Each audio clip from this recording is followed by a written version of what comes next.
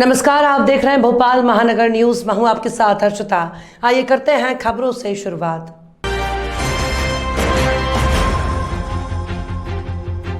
मोहन सिंह खतेड़िया तत्कालीन जिला खनिज अधिकारी जिला धार, वर्तमान में जिला देवास में पदस्थ। इनके विरुद्ध थाना लोकायुक्त भोपाल में भ्रष्टाचार निवारण अधिनियम होने के बाद इंदौर में तुलसी नगर स्थित 3 मंजिला भव्य भवन, उज्जैन में 3 मंजिला एक अन्य भवन में सर्च कार्यवाही जारी। इंदौर में तुलसी नगर स्थित 3 मंजिला भवन के सामने एक एसयूवी वाहनधार, एक ब्रेजा कार, एक आरएमसी प्लांट, पीथमपुर में 3 बलकर डंपर वाहन, एक भूखंड, नायता मुंडला इंदौर में। इस प्रकार से वेतन से लगभग 3 गुना ज्यादा प्रॉपर्टी होने की संभावना। अभी तक सर्च में मकानों के अलावा भूखंड, व्यावसायिक भूखंड, नगर राशि करीब 3.5 लाख और इतनी ही राशि के आभूषण मिले हैं।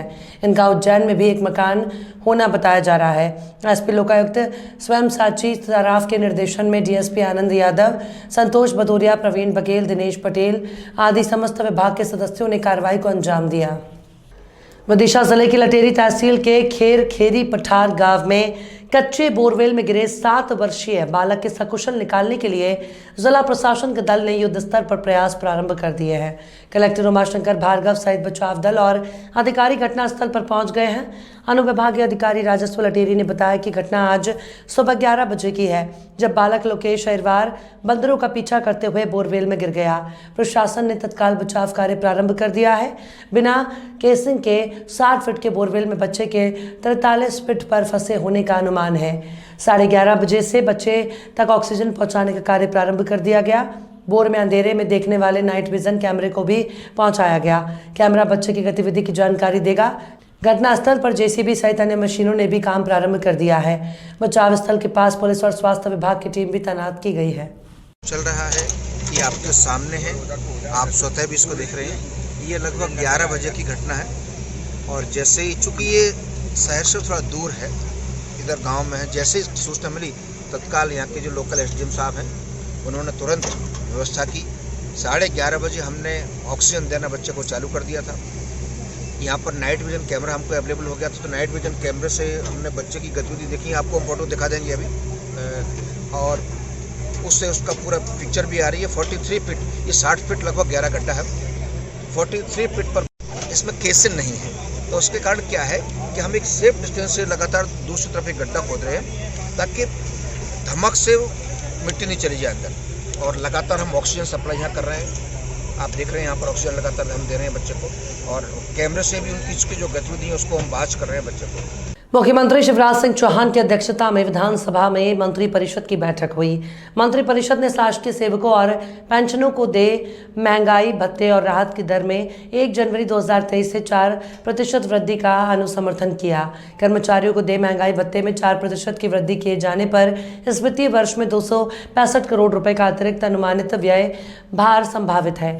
उल्लेखनीय है कि मुख्यमंत्री शिवराज सिंह चौहान के निर्देश पर मध्य प्रदेश शासन द्वारा 27 जनवरी 2023 को शासकीय सेवकों पेंशनरों को 7वें वेतनमान में दे महंगाई भत्ता राहत की दर में 1 जनवरी 2023 से 7वें वेतनमान में 4% की वृद्धि की है और 38% करने और राज्य शासन के 6वें वेतनमान में कार्यरत शासकीय सेवकों और राज्य शासन के उपक्रमों, निगमों, मंडलों और अनुदान प्राप्त संस्थाओं के राज्य शासन में प्रतिनियुक्ति पर कार्यरत 4थे और 5वें वेतनमान में अनुपातिक आधार पर महंगाई भत्ते में वृद्धि का आदेश जारी किया गया था। हाँ, निश्चित रूप से आज नेता प्रतिपक्ष और माननीय मुख्यमंत्री जी का राज्यपाल के आभार भाषण है। माननीय अध्यक्ष जी का प्रिविलेज है।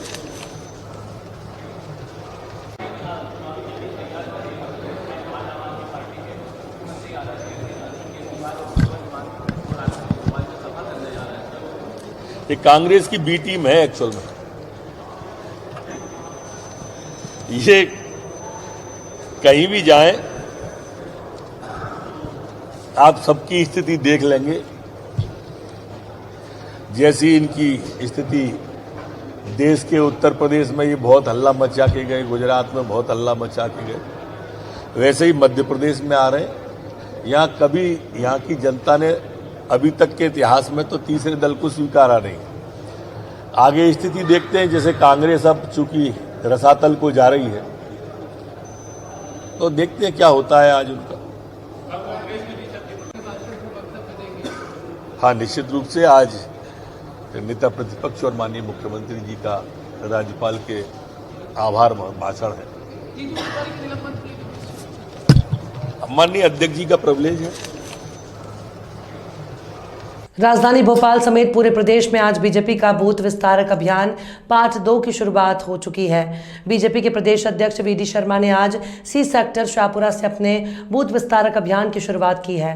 प्रदेश अध्यक्ष वी डी शर्मा ने कहा कि आज प्रदेश के सभी 1200 बूथ प्रचारक रहेंगे। वीडी ने कहा कि जो बूथ विस्तारक प्रचार अभियान पार्ट 2 में 22 प्रकार की जानकारी है वो लोगों को दी जाएगी। इसके पहले शर्मा ने हनुमान मंदिर 11 कोवाटार के पास भगवान का आशीर्वाद लिया और उसके बाद में फिर बुलेट राजा की तर्ज पर वहां से सड़क मार्ग से निकले और सी सेक्टर पर उन्होंने बूथ प्रचारक अभियान की शुरुआत की। इसी के साथ वीडी शर्मा ने कमलनाथ पर निशाना साधते हुए कहा कि पहले के चुनावों में भी जनता ने आपको आईना दिखाया और इन 2023 के चुनावों में भी जनता आपको और अच्छे से आईना दिखा देगी, चिंता मत कीजिए।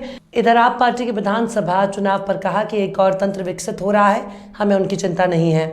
हम अपने काम पर यकीन रखते हैं और हम अपना काम कर रहे हैं। जब 28 विधानसभाओं के उपचुनाव थे कमलनाथ जी, जब दुरावस्थावादी सरकार आपके नेतृत्व में दिग्विजय सिंह के इशारे पर चल रही थी, हर गरीब के हक और अधिकार को छीन लिया था 15 महीने में, और 28 विधानसभाओं के उपचुनाव थे कमलनाथ जी, तब भी आप कुछ कह रहे थे। जनता ने आपको जवाब दे करके आईना दिखा दिया था। और जब भी मध्य प्रदेश में चुनाव होते हैं जनता आपको आईना दिखा देती है। नगर निगम में भी दिखाया, नगर पालिका में भी दिखाया, नगर परिषद में भी दिखाया, सरपंचों में भी दिखाया। चिंता मत करिए, 2023 भी आएगा, आपको और गहराई से आईना दिख जाएगा। कमलनाथ जी चिंता मत करिए। ये जो तंत्र विकसित हो रहा है, जो पहले से है, ये जो तंत्र है वो काम कर रहा है, इसलिए हमें किसी की चिंता नहीं होती। हम अपने काम के बल पर आगे बढ़ रहे हैं। भारतीय जनता पार्टी मध्य प्रदेश एक आदर्श संगठन है। देखिए, आने को तो कोई कहीं भी जा सकता है, कहीं भी आ सकता है, लोकतंत्र है, स्वतंत्रता है।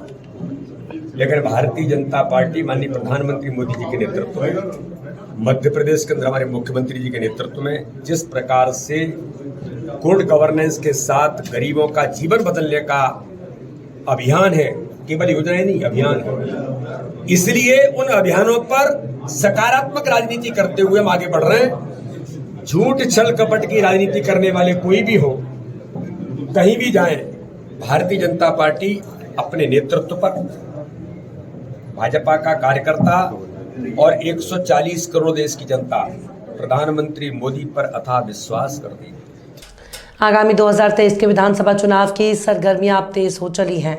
भाजपा हो या फिर कांग्रेस, दोनों पार्टियों की विधानसभा चुनाव लड़ने की इच्छा जाहिर करने वाले नेताओं की तस्वीर अब आम हो चली है।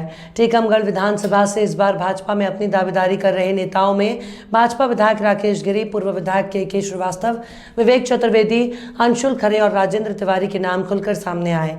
वहीं कांग्रेस में भी पूर्व मंत्री यादवेंद्र सिंह बुंदेला, अजय यादव, पार्थ सिंह जूदेव के साथ टीकमगढ़ नगर पालिका अध्यक्ष अब्दुल गफ्फार का नाम भी खूब सुर्खियां बटोर रहा है।